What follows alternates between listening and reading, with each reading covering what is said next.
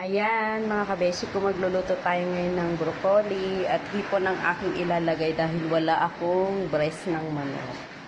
Ayan ang broccoli, mantika, oyster sauce, at pwede natin lagyan ng konting patis pag kulang sa lasa. Ito yung aking hipon at bawang. Ayan lang ang gagamitin ko, mga kabeshi. Ayan, ready na mga kabeshi ko. Kaya tara na, magluluto na ako. Nahiwa-hiwa ko na ng maliliit yung hipon. Yung bawang.